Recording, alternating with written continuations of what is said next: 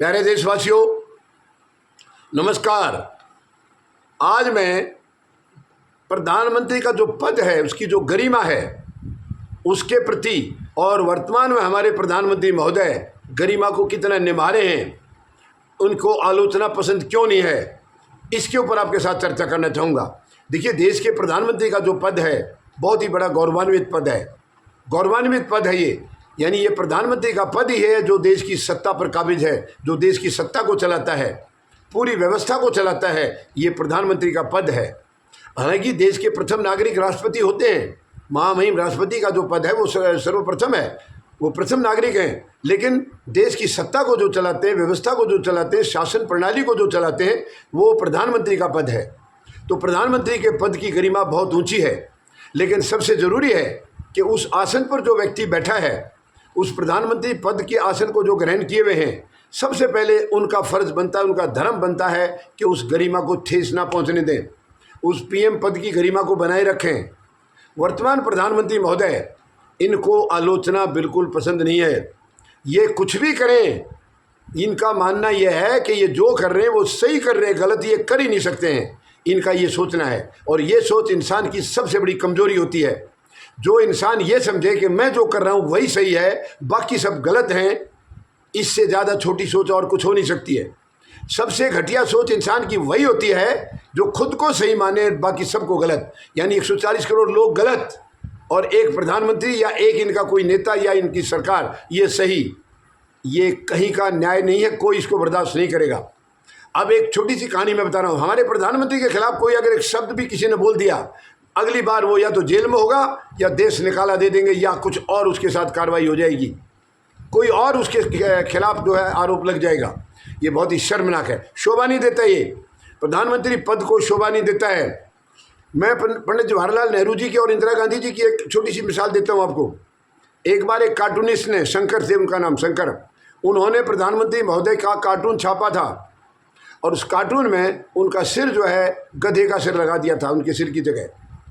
लेकिन प्रधानमंत्री जवाहरलाल नेहरू जी नाराज नहीं हुए।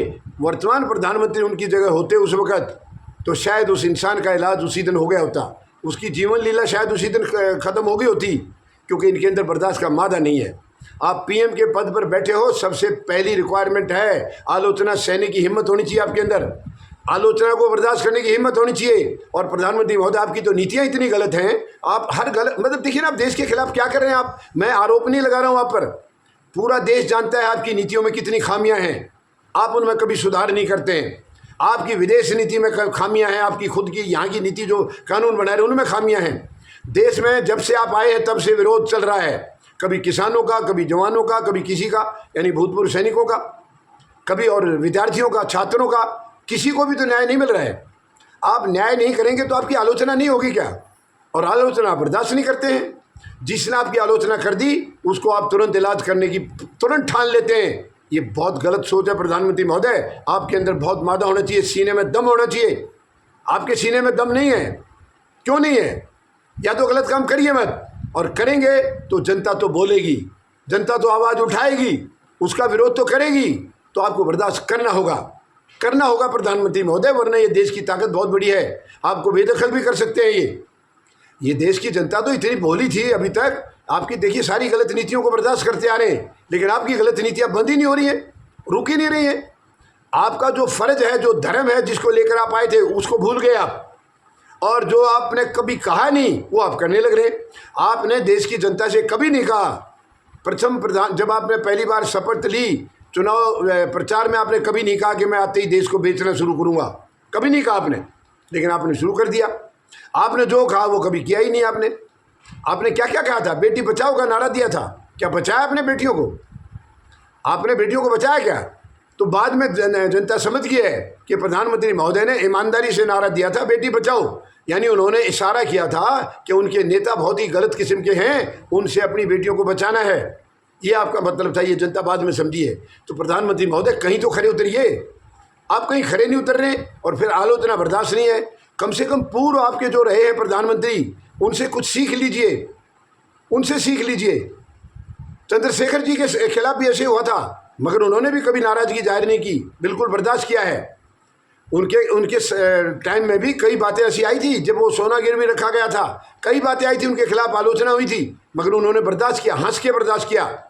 आपका तो चेहरा ही खराब हो जाता है जब आपकी कोई आलोचना करे, आपसे बर्दाश्त नहीं होती है। ये बहुत गलत है प्रधानमंत्री महोदय, आप देश के प्रधानमंत्री हैं, आलोचना बर्दाश्त करना सीखिए, नीतियों में बदलाव लाइए, गलत नीतियाँ बंद करिए बनानी।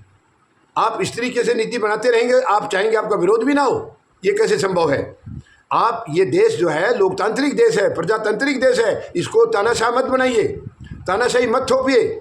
यहाँ हर आदमी जवाबदेह है, सबकी जवाबदेही है, सब आंसरेबल हैं, यहाँ जवाब देना होगा, आपको जिम्मेदारी लेनी होगी। लेकिन आप तो जिम्मेदारी लेनी नहीं सीखे। 11 साल में किसी भी चीज़ की आपने जिम्मेदारी नहीं ली, आपकी सरकार ने जिम्मेदारी नहीं ली, आपके मंत्रियों ने जिम्मेदारी नहीं ली है। प्रधानमंत्री महोदय, फिर आपकी आलोचना भी नहीं होगी क्या? आलोचना तो होगी, आपको बर्दाश्त करना होगा। लेकिन आप सत्ता में हैं, ताकत में हैं, ताकत का नाजायज इस्तेमाल करके आप सजा दे रहे हैं उन लोगों को जो आपकी आलोचना करते हैं। ये गलत है, मैं इसका विरोध करता हूँ, बिल्कुल विरोध करता हूँ, बिल्कुल कंडम करता हूँ आपकी इस नीति को, कि जो आपकी सच्चाई को उजागर करे उसको आप सजा देते, उसके खिलाफ आप विरोध करते, उसके खिलाफ आप दुर्भावना लाते। ये शर्मनाक है, शोभा नहीं देता किसी देश के प्रधानमंत्री को ऐसा। उम्मीद है आप अपने स्वभाव में बदलाव लाएंगे। धन्यवाद। जय जवान, जय किसान, जय हिंद।